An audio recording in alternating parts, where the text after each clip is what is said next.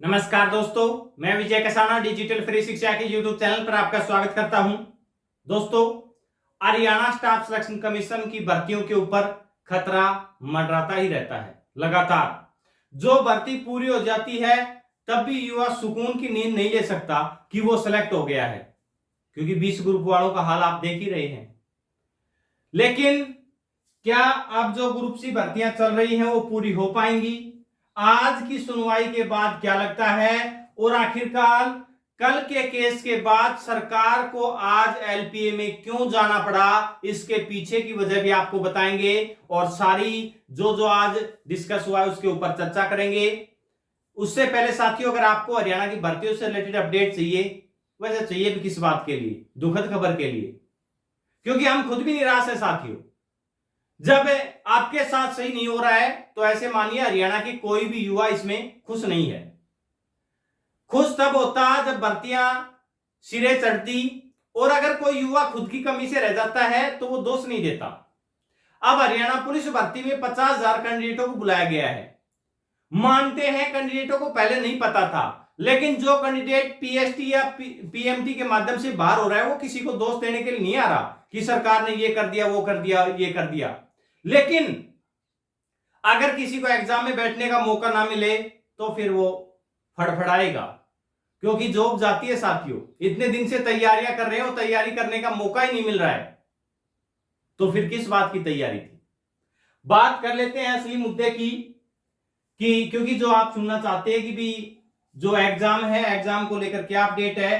56-57 की परीक्षा होनी है, और ग्रुप 1 और 2 की जो एक तो आज परीक्षा थी, एक कल थी, तो उसको लेकर भी जो साथियों नया नोटिस आया है, पहले वो नया नोटिस आपको दिखा देते हैं। मेन मुद्दे पर बाद में चर्चा करेंगे। आज का एग्जाम है जो 7 तारीख को था, वो एग्जाम पोस्टपोन कर दिया गया है। अब ये एग्जाम 9 अगस्त को इवनिंग सेशन में करवाया जाएगा। ये तो थी साथियों एग्जाम का विषय। अब बात कर लेते हैं कि कल साथियों विस्तार से एक बार मैं आपको स्ट्रिक्टली थोड़ा थोड़ा बता देता हूं, हाईलाइट। वैसे पता सबको भी है, और टेलीग्राम पर हमने लगातार जो अपडेट शेयर किए हैं, जो हुड्डा साहब हैं वकील, उनका भी हमने जो उनका वीडियो है वो टेलीग्राम के ऊपर शेयर कर रखा है। उन्होंने बता रखा है कि क्या जो आज की सुनवाई में हुआ है, हाईलाइट के तौर पर उन्होंने बताया है। सुनवाई के तौर पर साथियों उन्होंने ये भी बताया है कि जज साहब ने एक बात तो मानी है कि पॉलिसी सही नहीं है, पॉलिसी में कंपटीशन बिल्कुल भी नहीं है इस पॉलिसी के हिसाब से। लेकिन जो कल पिटिशनर्स को अलाउ किया गया था, उन पिटिशनर्स के अलाउ के ऊपर स्टे लग गया है, यानी कि अब वो एग्जाम में नहीं बैठ पाएंगे। बाकी नेक्स्ट डेट भी आ गई है, लेकिन सरकार एलपीए में क्यों गई, इसके पीछे की वजह जान लीजिए।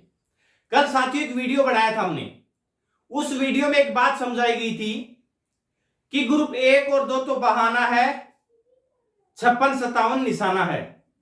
और वही बात है साथियों, ग्रुप 1 और 2 में तो इतने ज्यादा आपको पिटिशनर ज्यादा लग रहे होंगे, ये ज्यादा नहीं है। अगर ये कैंडिडेट आज के एग्जाम में या कल के एग्जाम में बैठते तो साथियों जैसे ही 56-57 की लिस्ट आती, उस लिस्ट के लिए कई हजारों कैंडिडेट हैं वो पिटिशनर बनने वाले थे। अब आज सरकार ने वैसे एलपीए में जाके एक फायदा तो किया है कि पिटिशनर अब कैंडिडेट नहीं बनेगा, क्यों, और उसके पैसे बच जाएंगे। वैसे हरियाणा में अगर किसी को हरियाणा की नौकरियों की तैयारी करनी है तो फॉर्म फीस के अलावा वो कोर्ट केस की फीस भी अपनी जेब में रखे, तभी तैयारी के लिए बैठे, वरना और सेंट्रल गवर्नमेंट या उधर स्टेट की भर्तियों की तैयारी कर ले। इसी में फायदा है युवा का, क्योंकि दिख रहा है साथियों हर भर्ती के ऊपर केस पिटिशनर को अलाउ कर दिया जाता है। लेकिन आज एलपीए में सरकार गई, क्योंकि अगर कई हजारों कैंडिडेट ग्रुप 56-57 में पिटिशनर बनके और वहां से अलाउ लेकर आ जाते तो साथियों रिजल्ट होल्ड के ऊपर जाता, और रिजल्ट होल्ड होता तो पता है क्या होता? जब रिजल्ट ही नहीं जारी कर सकते तो फिर किस बात के लिए ये तामझाम किया जा रहा है? चुनाव के लिए किया जा रहा है, चुनाव में फायदा मिलता, रिजल्ट आने पर रिजल्ट आ नहीं सकता तो फिर सारा करा कराए के ऊपर पानी फिरता। इसीलिए एचएससी ने या सरकार ने प्लान किया है कि एलपीए में जाया जाए, ताकि पिटिशनर्स को अलाउ ना करें, वरना 56-57 के सारे जो पोस्ट थी वो होल्ड पर चली जाती। अब एलपीए में गए, आज जो बहस हुई वो आपने देखा होगा, पहली बार पोस्ट वाइज ग्रुप वाइज के मुद्दे के ऊपर बहस तो हुई, वरना नेक्स्ट डेट मिल जाती है। साथियों बहस होनी चाहिए, और अच्छी बात यह है कि अब इसमें नेक्स्ट डेट की बात करें तो इस केस में साथियों जो नेक्स्ट डेट मिली है वो है 29 अगस्त।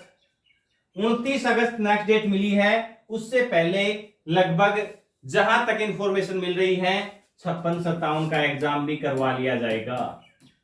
56-57 का एग्जाम भी करवा लिया जाएगा। सरकार को सिर्फ इतना ही चाहिए था कि जो कल वाला पिटिशन अलाउ किए गए हैं उनके ऊपर स्टे मिल जाए, लेकिन इतना काफी नहीं है।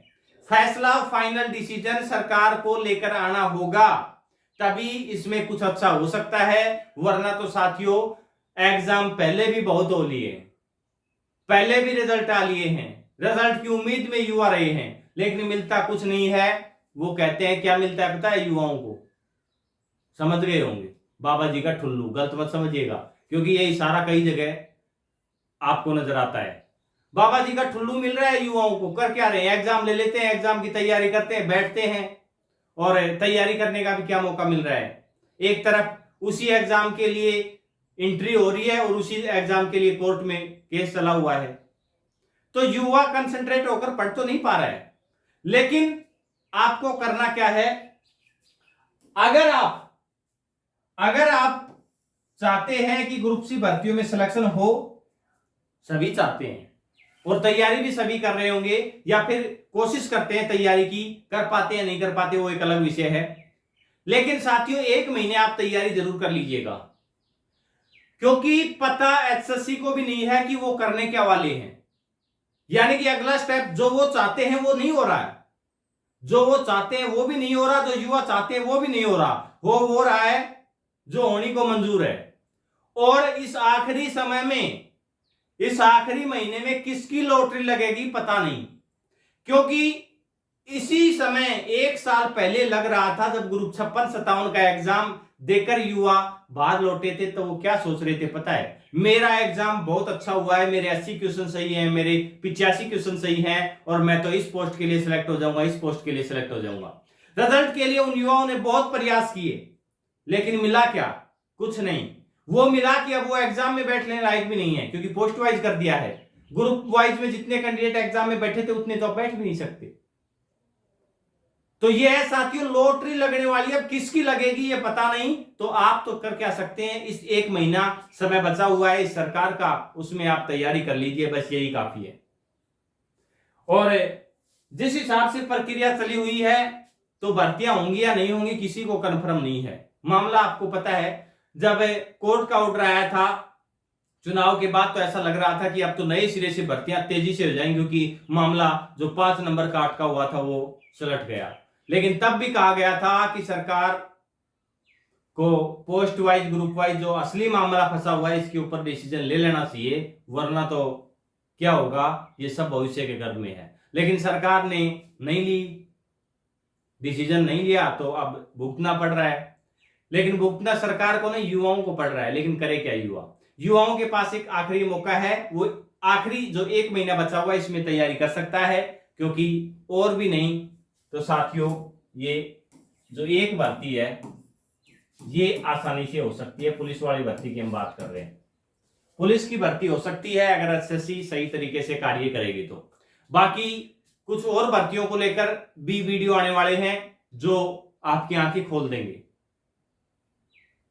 तो साथियों जो भी अपडेट होंगे लगातार आपके साथ पहुंचाते रहेंगे। अपना कीमती समय देने के लिए बहुत बहुत धन्यवाद।